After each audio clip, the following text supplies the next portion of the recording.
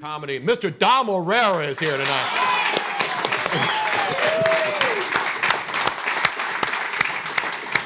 I used to live in L.A. I was important back then. You're still important, Tony.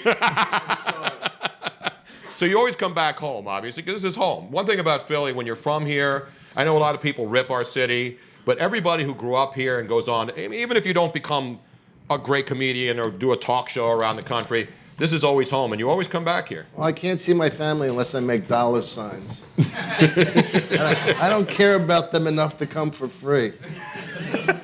So you come, and I know you do Angelo Hold your laughter to a minimum, please. Yes, please.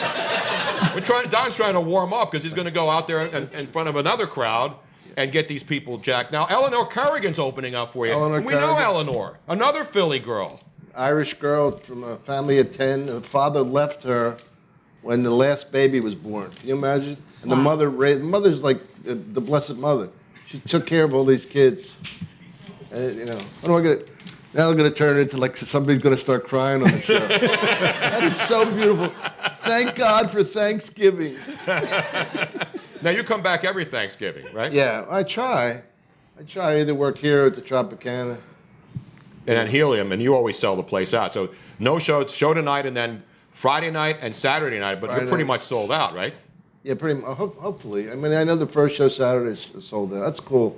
It's cool to come back to where you live and not get rejected. Exactly. Now, you've been doing it. Well, I've been trying to deal with that myself, Dom, you know?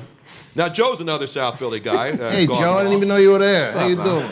Joe Corrado. Snuck up on me. Joe was actually a listener and a guy on Twitter who followed the show. Really? And then he would come out to some of our remotes when we would go to different bars and do shows.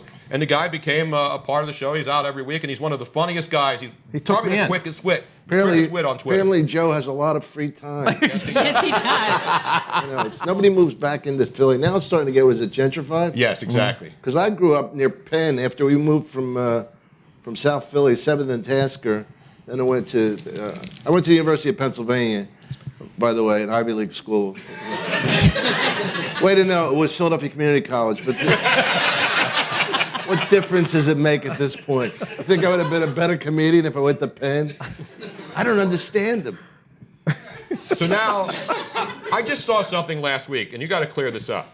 So you were at the Laugh Factory in L.A., and I see this story on the news. Yeah. It's like Dom Irrera and all these comics appearing at the Laugh Factory, legendary comedy club in Los Angeles, and Hillary Clinton may or may not have been in the audience, and some of the comedians thought she was there and started doing jokes about Hillary Clinton. Well, you were on there, and then the big story was that Hillary Clinton had one of their people call the manager, Jamie Masada, who's the general manager of the Laugh Factory in Los Angeles, had asked for the phone numbers of every comic who went up there and did comedy about Hillary Clinton. Is that a true story? Well, partially, but anything with Jamie is only partially true.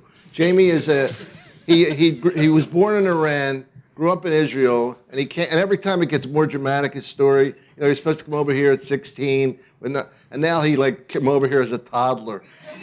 He was like 3 years old. He came over, and he had no money, which was like $2 million, but he was Jewish, so. And he has a tendency to exaggerate. So I don't know what really happened, but I know people called me and asked me about roasting her, and I just didn't talk to them. But he claims that they threatened to shut the show down. I don't know how they could shut it down.